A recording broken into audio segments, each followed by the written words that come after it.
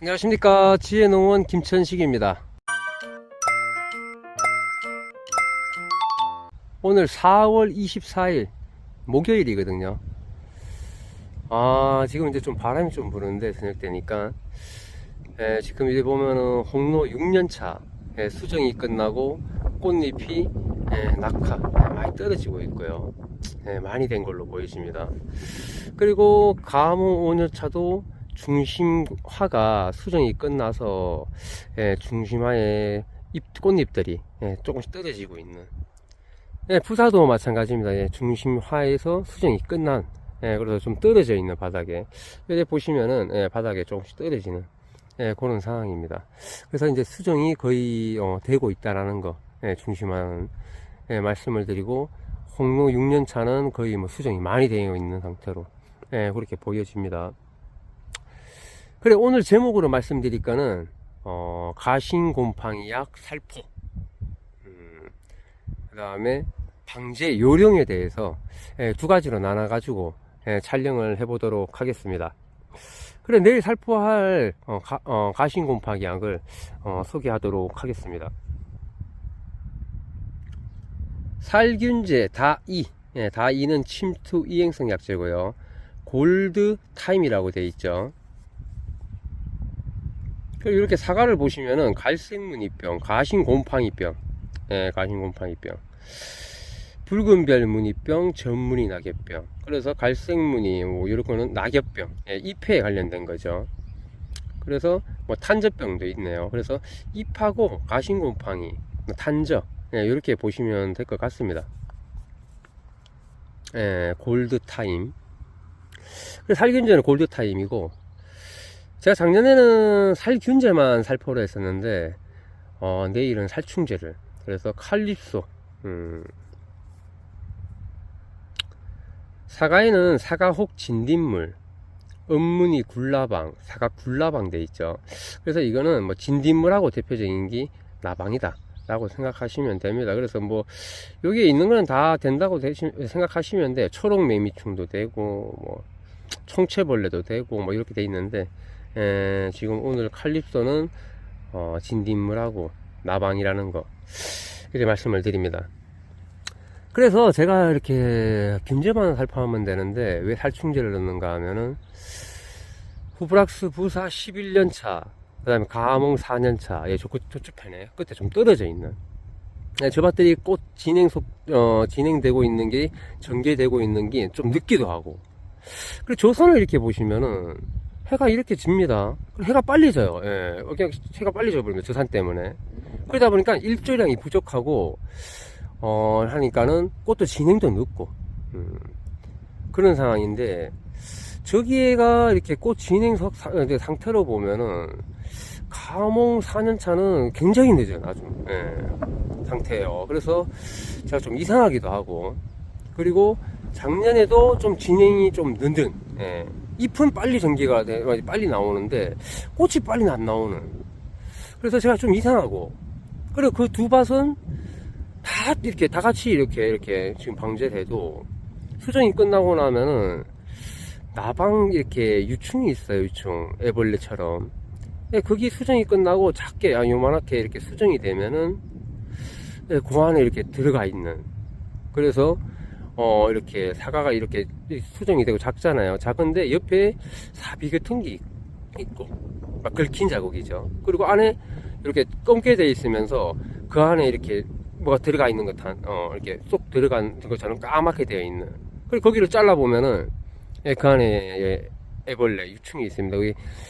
거기 나방 유충인데, 근데 그게 뭐 심한 건 아닌데 저가하면서도 그렇고 보면은 한두 개 어쩌다 이렇게 보이더라고요. 그래서 다른 밭은 안 그런데 왜 저 밭만, 그리고 저 밭만 왜 지금 꽃이 이렇게 진행이 늦는지, 그래서 제가 이렇게 고민도 많이 하고, 그 다음에 그 농협의 계장님, 그 다음에 문경에 그 사과 교육을 많이 해주시고 하시는 김경훈 소장님이라고 계시는데, 소장님께도 한번 여쭤보고, 저도 좀 고민을 지금 계속 하고 있고, 그런 상황입니다. 그래서 제가 요번에 한번 안전하게 이렇게 나방약을 한번 더 해가지고 상황을 보려고 합니다. 그래서 중심과 좋은 상품에 있는 사과가 그렇게 돼도 안 되는 거고, 해서 이렇게 상황을 올해 한번 방제도 지금 조금씩 이렇게 간격을 좀 늦춰주는 조밭들은 그 플락스 11년 차는 괜찮지만 가뭄이 지금 꽃 상태가 너무 늦으니까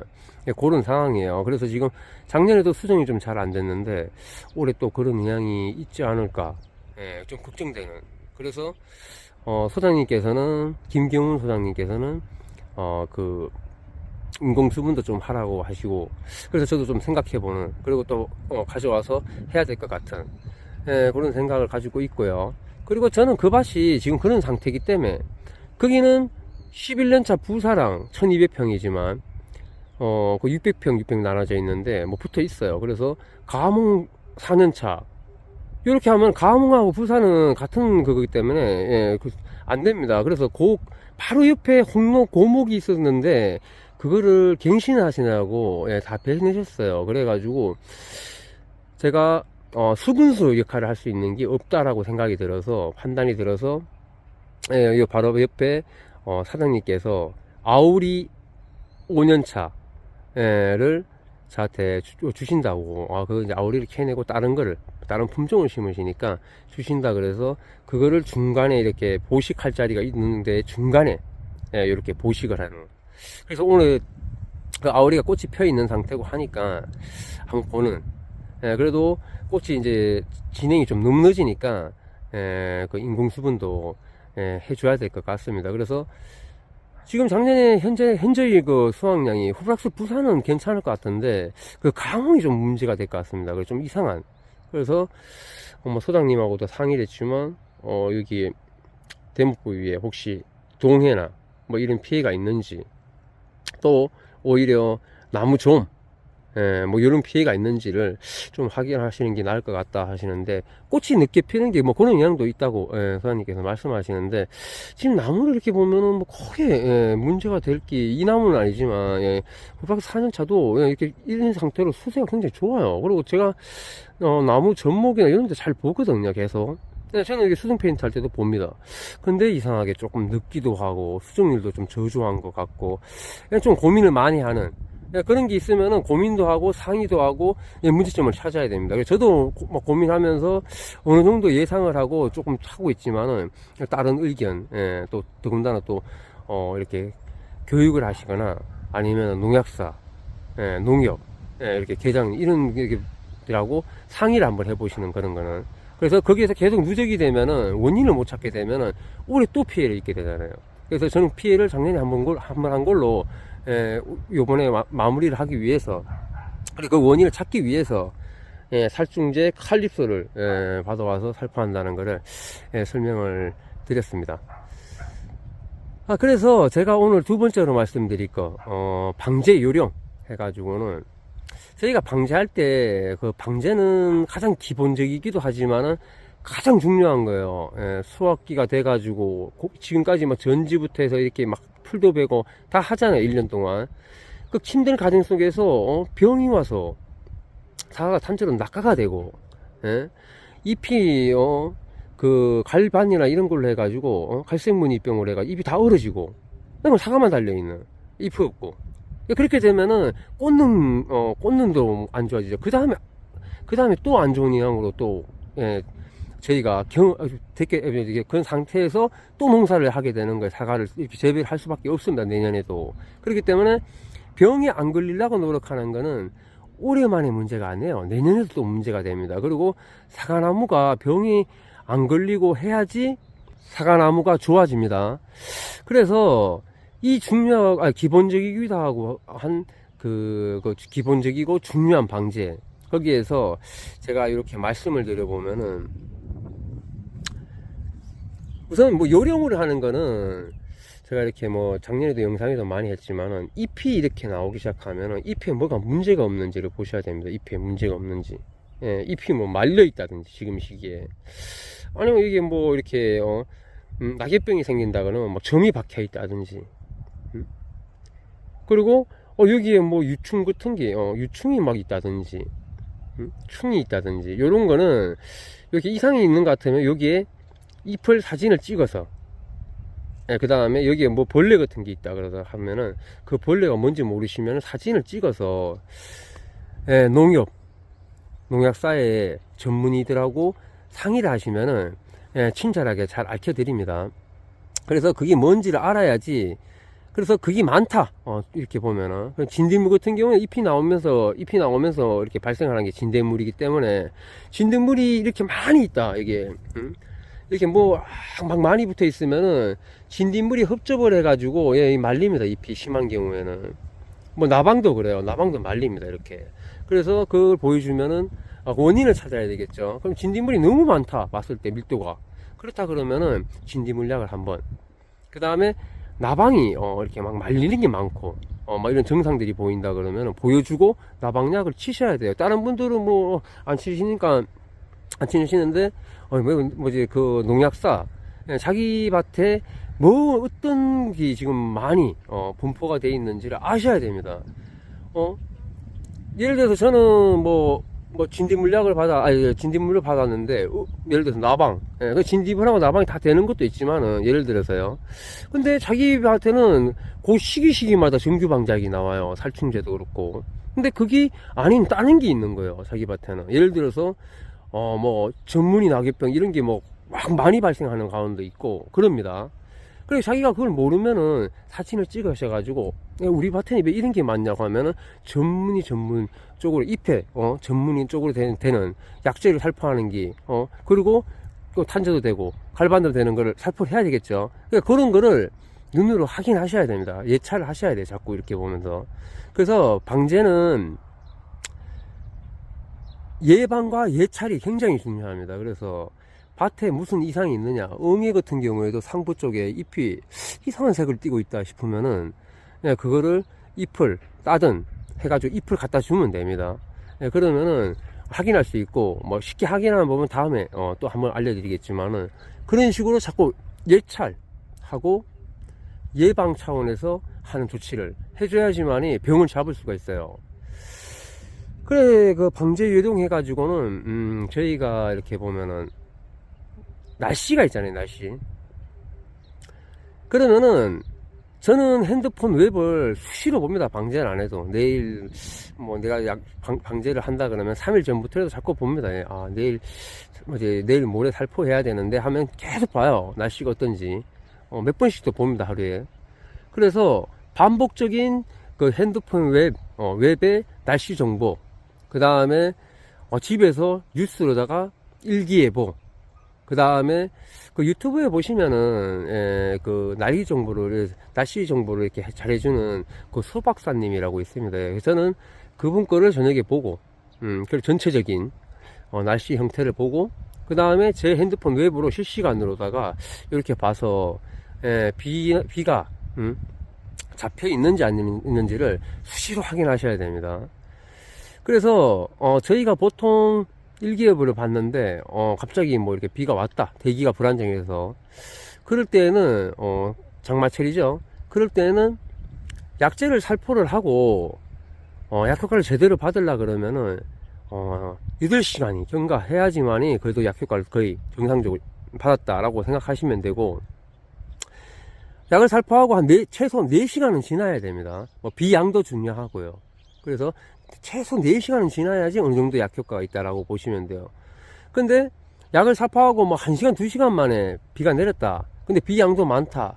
그렇다 그러면은 약효과는 거의 뭐 현저히 떨어졌다고 보면 돼요. 그래서 이렇게 뭐 이게 마르기도 전에 비 양이 또 많이 하면은 저희가 500리터에 약 한 봉지를 넣어가지고 하나를 넣어가지고 살포를 하는 게 그 농도가 맞는 건데, 빗물이 자꾸 묻으니까 그 농도가 여기 적정량이 이렇게 묻어 있지만 빗물에 의해서 섞이기도 하고, 또 그게 더 물하고 섞이게 되니까 약 농도가 엄청 낮아지겠죠. 그렇기 때문에 약효과가 한두 시간, 뭐 4시간이 채 안 되는데 비가 오면은 재살포를 하시는 거를 권장을 드려요, 저는.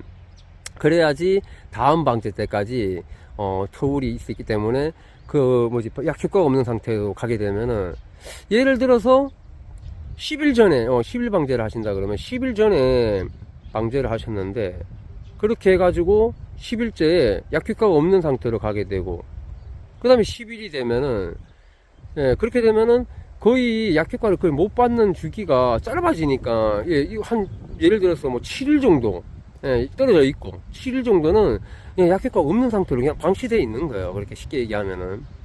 그렇게 되면은, 예, 병이 벌써 침투해 있고, 탄저나 이런 기운은 벌써 침투를 하고 있는 상태입니다. 그렇게 되면은.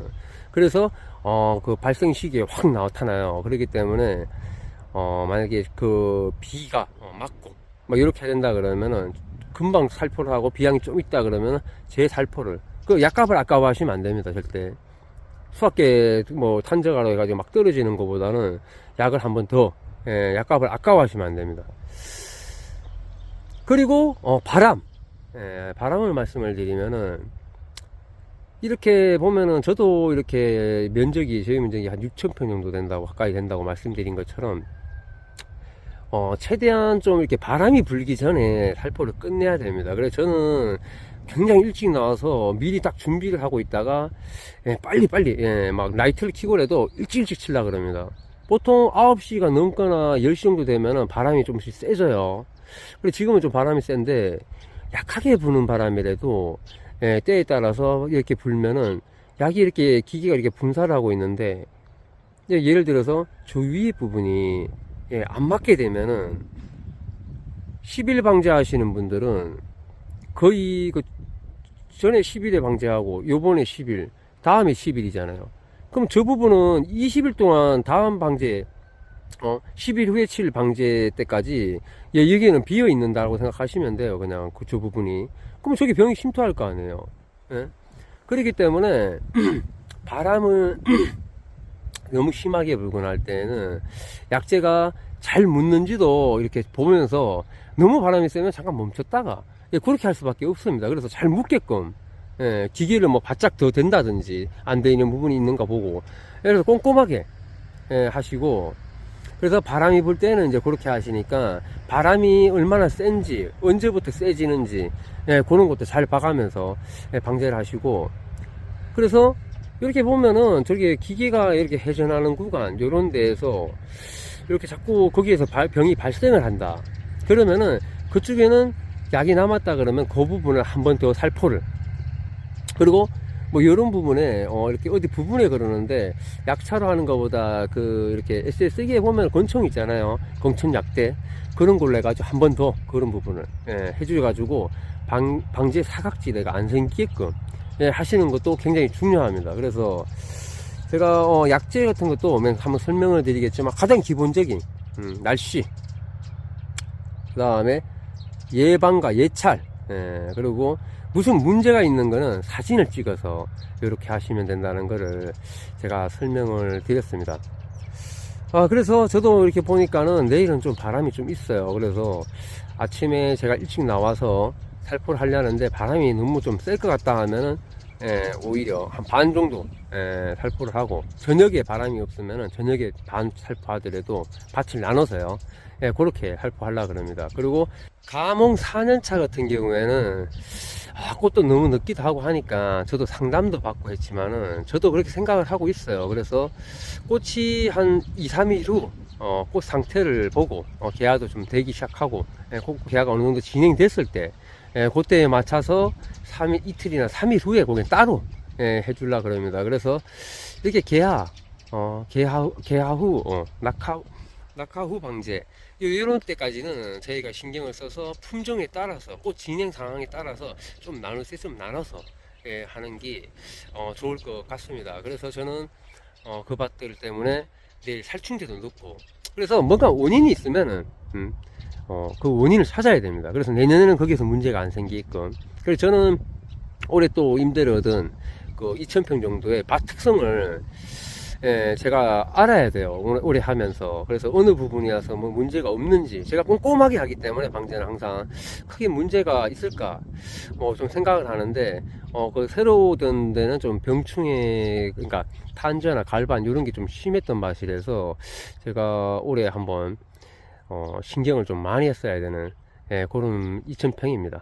그래서 오늘 제가 내일 가신곰팡이야 그래서 중간에 한번 살포해 주라는 가신곰팡이를 살포할 거고요. 살충제를 나방을 하나 더 넣는다는 거. 그리고 오늘 말씀드린 방제 요령 해가지고는 날씨, 그 다음에 방제는 가장 기본적이기도 하지만 가장 중요하다고 말씀드렸기 때문에 예방과 예찰, 그 다음에 방제 사각지대 요런데요.